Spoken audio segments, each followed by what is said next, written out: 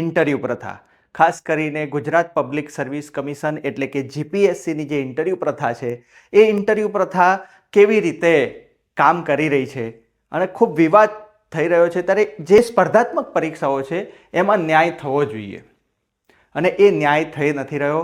Interview બની ગયા છે અન્યાયી પ્રથા બની ગયા છે અને એ અન્યાયી પ્રથા કઈ રીતે કામ કરી રહી છે, કઈ રીતે 50-50નો ખેલ ચાલી રહ્યો છે અને કઈ રીતે 90-10નો ખેલ ચાલી રહ્યો છે, આજે જાણીશું.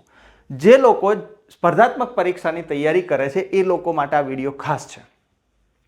જીપીએસસીના બે પ્રકારના ઇન્ટરવ્યૂ થાય છે. એક તો 50-50 વાળા, જેમાં આસિસ્ટન્ટ પ્રોફેસર ને બીજી ઘણી બધી પોસ્ટ છે, અલગ અલગ ક્ષેત્રોમાં જે પ્રોફેસર બનતા હોય છે, ટેકનિકલ ક્ષેત્ર થઈ ગયું કે પછી કોઈ પણ પ્રકાર પ્રોફેસર બનાવવાની જે પોસ્ટ હોય છે, અને બીજા ઘણી જાહેરાતો જેમાં આ લાગુ પડે છે 50-50નો ખેલ. બીજું થઈ ગયું તમારું વર્ગ 1-2ની જે વહીવટી ને એ બધા ક્ષેત્રોની પોસ્ટ છે, જેમાં 90-10નો ખેલ થાય છે. હવે તમે કહેશો કે આ બે ખેલ સેમ જ છે. 10% ઇન્ટરવ્યૂમાં હમણાં તાજેતરમાં જ 100માંથી 92 ગુણ આપી દીધા, કોઈને 20 ગુણ આપી દીધા. તો 100 વાળામાં પણ એ જ ખેલ થઈ રહ્યો છે, જે 50-50. પણ 50-50 વાળું જે છે એ બહુ ઘાતક છે. મતલબ કે પહેલો નંબર લાયેલો ઉમેદવાર પણ એમ ગેરંટી નથી આપી શકતો કે ભાઈ હું સિલેક્ટ થઈશ. કેમકે ઇન્ટરવ્યૂમાં એવું તો શું જોવામાં આવે છે કે આટલી હદે ઇન્ટરવ્યૂને મહત્વ આપવામાં આવી રહ્યું છે. એવું તો શું છે કે ઇન્ટરવ્યૂમાં એક મિત્રએ મને પોડકાસ્ટમાં કીધું કે શું એ ઉમેદવારને જીપીએસસી કોઈ પરણાવવાના છે કે એને એટલું બધું તપાસી રહ્યા છે, અને એ 10-15 મિનિટમાં શું એ નીચોવી લેતા હશે, શું ઓવરઓલ કાઢી લેતા હશે. જીપીએસસી પર આરટીઆઈ થઈ, આરટીઆઈમાં જીપીએસસી કીધું કે અમે ઇન્ટરવ્યૂમાં ઓવરઓલ કાઢીએ છીએ, ઉમેદવારનું આખું ઓવરઓલ તપાસીએ છીએ. એ ઓવરઓલ એવું તો કેવું તપાસે છે, એટલે અમે એ વખતે કહ્યું હતું કે લડત કરી રહ્યા હતા અને અમે કહ્યું હતું કે ઓવરઓલ નહીં પણ ઓવરલોલ કરી રહ્યા છે. એ ઓવરલોલ કઈ રીતે થાય છે એ આજે આપણે સમજીશું. તો મિત્રો, પહેલા સરળ વસ્તુ બનાવીએ. જેટલું સરળ હશે એટલું વધારે સારી રીતે સમજશો. આપણે બે ઉદાહરણ લઈશું, ઉમેદવાર 1, ઉમેદવાર 2. ઉમેદવાર 1 એ લેખિત પરીક્ષામાં સારા માર્ક લાવે છે અને ઉમેદવાર 2 એ લેખિત પરીક્ષામાં ઓછા માર્ક લાવે છે. પણ ઇન્ટરવ્યૂનો આશીર્વાદ કેવી રીતે કામ કરે છે તમે સમજો. ઉમેદવાર 1 લેખિત પરીક્ષા, જેની મેં વાત કરી, આ 50-50 વાળો ખેલ, જે આસિસ્ટન્ટ પ્રોફેસર વાળો ખેલ થાય છે. આસિસ્ટન્ટ પ્રોફેસરમાં જે ભયંકર પક્ષપાત સામે આવ્યો છે એ આ છે કે ઉમેદવાર 1 300 માર્કની લેખિત પરીક્ષા આપે. હવે તમે કહેશો કે મેન્સમાં તો કેટલા બધા માર્ક હોય અને એટલા બધા માર્કમાંથી પહેલા એન્ટ્રન્સ આપવાની, પ્રિલિમ્સ કહેવાય, પ્રિલિમ્સ આપવાની, પછી મેઇન્સ આપવાની અને એ બધું આપવાનું, પછી છેલ્લે 100 માર્કનું ઇન્ટરવ્યૂ થાય, એમાંથી 10% વેટેજ. એટલે તમે એ દલીલ કરશો અને જીપીએસસીના ચેરમેનને જ્યારે પૂછવામાં આવે ત્યારે એ પણ આ દલીલ કરતા હોય, પણ એમને ખુદને ખબર નથી કે આ જે પ્રોફેસર જે બનવા માટે જે જાહેરાત જે આવે છે એ જાહેરાતમાં એક ક્રાઇટેરિયા છે. એ ક્રાઇટેરિયા છે કે તમે નેસ્લેટ અથવા પીએચડી પાસ કરેલા હોવા જોઈએ. હવે આ નેસ્લેટ શું છે મિત્રો? તો જે નેસ્લેટ એ પ્રોફેસર બનવા માટેની એક લાયકાત છે, એક પરીક્ષા છે. જે રીતે શિક્ષક બનવા માટે ટેટ ટાટ હોય એ રીતે. તો એનો જે અભ્યાસક્રમ હોય છે એ યુપીએસસીની જે મેન્સનો અભ્યાસક્રમ હોય એ હોય છે, એ લેવલનો અભ્યાસક્રમ હોય છે. એમાં એ રેન્ક કરીને પાસ થઈને આવ્યો હોય છે. એમાં 55%થી વધારે હોય એ જ નેસ્લેટ આપી શકતો હોય. તો એ ઓલરેડી એ બેરિયર કરીને આવેલો છે, એટલે એને સીધી લેખિત પરીક્ષા આપવામાં મળે છે. સીધી અને લેખિત પરીક્ષા આપવા મળે છે 300 ગુણની અને ઇન્ટરવ્યૂ 100નું. આ જીપીએસસીની પેટર્ન છે. હવે જીપીએસસી કરે છે શું? માની લો કે તમે 300 ગુણની લેખિત પરીક્ષામાંથી ઉમેદવાર 1 છો તમે અને લઈ આવ્યા કેટલા? 150 ગુણ. હવે 150 ગુણ કેવી રીતે આવે છે એ બી પ્રક્રિયા સમજવી પડશે. તો કે માઇનસ સિસ્ટમ છે. જીપીએસસી જે પરીક્ષા લે છે લેખિત પરીક્ષા, એમાં માઇનસ સિસ્ટમ છે. તમારા જો પ્રશ્નનો જવાબ ખોટો પડે છે તો તમારા ગુણ કપાઈ જાય છે. એ હાર્ડ પરીક્ષા છે.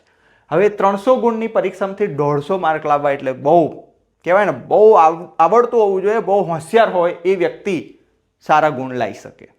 માની લો 150 ગુણ લાવી દીધા તો 50% એના લેશે, 100 ગુણના ઇન્ટરવ્યૂના 50% લેશે. હવે ઉમેદવાર 1ને 150માંથી કેટલા થઈ ગયા? 25. કેમ 50% કરવા હોય 300માંથી 150 કરવા હોય તો 6 ભાગવા પડે. કેટલાય ભાગવા પડે? 6. તો ઉમેદવાર જે 1 છે એના ગુણ થઈ ગયા 25. ઇન્ટરવ્યુમાં એને ઘસી કાઢ્યો. કેટલા આપ્યા? 100માંથી માત્ર 20. તો એના ભાગ્યા 2 થશે. 100માંથી ભાગ્યા 2 થશે. કેટલા થશે? 10. હવે જોજો, આ 50, આ 50, આના 25, આના 10. ટોટલ કેટલું બન્યું એનું? ફાઇનલ મેરિટ કેટલું બન્યું? ઉમેદવાર 1નું 35. ત્યાં જ હવે જુઓ, ઉમેદવાર 2 લાવ્યો છે 100 ગુણ લેખિત પરીક્ષામાં, જ્યાં 150 લાવ્યો તો ત્યાં 100 લાવ્યો છે. એના કેટલા થાય છે? 16.66. હવે ઇન્ટરવ્યુમાં એના કેટલા આપી દીધા? 60. આના આપ્યા હતા 20, આના આપી દીધા ઉમેદવાર 2ને 60. 60 આપ્યા એટલે એના કેટલા થઈ ગયા? 30 થઈ ગયા. 30 16.66 થઈ ગયા 46.66. આ માણસ જે લેખિતમાં મેરિટમાં ફર્સ્ટ હતો ઉમેદવાર 1, એ થઈ જશે રિજેક્ટ, આ થઈ જશે સિલેક્ટ. આ થયો 50-50 નો ખેલ. આ જ પેટર્ન આમાં પણ લાગુ પાડી શકાય છે.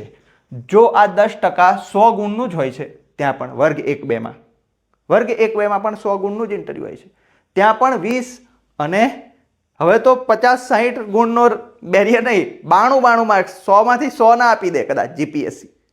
અને જીપીએસસીનું આ જે ગણિત છે એ જીપીએસસીના ચેરમેનને પણ સમજાતું નથી. જીપીએસસીના ચેરમેનને જ્યારે ઉમેદવારો જઈને સમજાવે જાય છે, એમના મગજમાં ઘૂસતું જ નથી આ ગણિત. એમને કદાચ આ પેટર્ન પણ ખબર નહીં હોય. બસ ઠોકમ ઠોક 50% કરી દઈએ છીએ. પણ આ 50-50નો ખેલ કઈ રીતે કરો છો ને, એ પણ સમજવાની જરૂર છે. એક પ્રોફેસરનું સિલેક્ટ થવું એટલે કેટલી મોટી વાત તમને ખબર છે? એક આખા ક્ષેત્રની કોલેજ હોય, આખી ગવર્મેન્ટ કોલેજ, સરકારી કોલેજ, એ આખા ક્ષેત્ર પર પ્રભાવ પાડતો હોય. એક MLA મંત્રી જેટલો પ્રભાવ હોય એક પ્રોફેસરનો, હું તો ત્યાં સુધી કહું છું. તો હવે એવા વ્યક્તિને તમે સિલેક્ટ કરી રહ્યા છો અને એની સાથે આ ખેલ કરી રહ્યા છો, તો એવી પરીક્ષાઓ લેવા કરતાં તો પછી પરીક્ષાઓ જ ના લેશો. ઇન્ટરવ્યુ પ્રથા નાબૂદ કરવા સુધીની પણ રજૂઆતો થઈ છે મિત્રો. આંધ્રપ્રદેશ સરકારે તો ઇન્ટરવ્યુ પ્રથા નાબૂદ જ કરી દીધી. આ રીતના કડાપાને લઈને જ, આ રીતના કંકાસ થતા હતા ત્યાં, તો આંધ્રપ્રદેશ સરકારે ઇન્ટરવ્યુ જ નાબૂદ કરી દીધું છે. પણ ગુજરાત સરકાર ક્યારે જાગશે ખબર નહીં. એક સમયે મુખ્યમંત્રી જે તે સમયના નરેન્દ્ર મોદી સાહેબે કહ્યું હતું કે ઇન્ટરવ્યુ પ્રથામાં પક્ષપાત થઈ શકે છે, થાય છે, એવી ફરિયાદોને લઈને ઇન્ટરવ્યુ પ્રથા નાબૂદ કરવી જોઈએ, એના પક્ષમાં છું. વડાપ્રધાન બન્યા પછી પણ આ નિવેદનો આવ્યા છે કે ઇન્ટરવ્યુ પ્રથાઓ તો નાબૂદ કરવી જોઈએ, પણ નાબૂદ કરતું નથી. ગુજરાત બરાબર એને પકડીને બેઠું છે. દેશના કોઈ રાજ્યમાં 50%નો ગુણભાર નથી. આટલો મોટો ગુણભાર, જે આટલી મોટી અન્યાયી સિસ્ટમ ઊભી કરે છે, એવી સિસ્ટમ કોઈ રાજ્યમાં નથી, માત્ર ગુજરાતમાં જ છે. એટલું જ નહીં, સુપ્રીમ કોર્ટના જજમેન્ટ પણ છે કે 12.5%થી વધારે વેટેજ રાખી શકાય નહીં. ત્યાં સુધી કે જજના સિલેક્શન થતા હોય, એ જજના સિલેક્શનના ઇન્ટરવ્યુમાં પણ 24%થી વધારે ઇન્ટરવ્યુનો ગુણભાર નથી. પણ જીપીએસસી એવી મહાન જીપીએસસી છે, આદર્શ સંસ્થા છે કે એ આપણને આવો આદર્શ બતાવી રહી છે. કેવી રીતે 50-50નો ખેલ થાય, કેવી રીતે 90-10નો ખેલ થાય, એ હજી પણ જો સમજાયો ના હોય તો જે ઉમેદવારો પરીક્ષા આપી રહ્યા છે એમને પૂછો. ઘણા ઉમેદવારો તો એવા બેઠા છે કે એમને એમ લાગે છે કે આપણે પહેલો નંબર લાવી દઈશું, લેખિત પરીક્ષામાં પહેલો નંબર લાવી દઈશું, ગમે એટલા ઓછા માર્ક આપશે ઇન્ટરવ્યુમાં સિલેક્ટ તો થઈશું જ ને. તો એ ભ્રમમાં ના રહેશો. જોઈ લો, વેબસાઇટ પર રિઝલ્ટ પડેલા જ છે. પહેલા નંબરના મેરિટ લાયા હોય લેખિત પરીક્ષામાં, એવા ઉમેદવારો રિજેક્ટ થઈને બેઠા છે. દલીલ શું આપે છે ચેરમેનને ઉમેદવારો ફરિયાદ કરે તો એ તો વ્યક્તિત્વની રજૂઆત એટલી બધી સારી નહીં હોય તો ફેલ થઈ શકે ઇન્ટરવ્યુમાં. એવું તો કેવું હશે કે જે એવો એકાદ ઉમેદવાર હોય આખી ભરતીમાં કે જે ટોપ મેરિટ લાવ્યો હોય પણ બોલી ના શકતો હોય. દરેક જાહેરાતમાં બસ ટોપરો જ બધા રિજેક્ટ થાય. એવું કેવી રીતે બની શકે કે આટલું બધું આવડતું હોય, 10 શબ્દ બોલતા ફફડી ગયો હશે, બોલી નહીં શક્યો હોય, એવું કેવું છે? તો પ્રશ્નો તો થાય છે. ઘણા લોકો કહેશે કે ઇન્ટરવ્યુ પ્રથાનું વિડીયો રેકોર્ડિંગ કરો. શું ફરક પડે? કોઈ ફરક નહીં પડે. એ બહાર બધું ફિક્સિંગ થઈ જશે. મોબાઈલનો જમાનો છે. સવારે ઇન્ટરવ્યુ આપવા આવું છું, કહેતા વાર કેટલી લાગે? ઘણું બધું થઈ શકે. તો પક્ષપાત અને મિલીભગત થવાના ચાન્સીસ આ રીતની વ્યવસ્થામાં ભરપૂર છે. છતાંય આપણે એ વ્યવસ્થા બદલી રહ્યા નથી. જે તે સમયે વિજય રૂપાણી સાહેબ જે મુખ્યમંત્રી હતા એમને રજૂઆત કરી હતી. હાલના જે મુખ્યમંત્રી છે ભૂપેન્દ્રભાઈ પટેલ એમને પણ રજૂઆત કરી છે. રાજ્યપાલોને ફરિયાદો કરી છે. હાઈકોર્ટમાં કેસ કર્યા છે. કોઈ પરિણામ મળી રહ્યું નથી કેમ કે યુવાનો ઊંઘી રહ્યા છે. તો હજી પણ આંખ ના ખુલી હોય તો જોઈ લો, 150 વાળો રિજેક્ટ થાય, 100 વાળો સિલેક્ટ થાય, એનું નામ છે 50-50 નો ખેલ.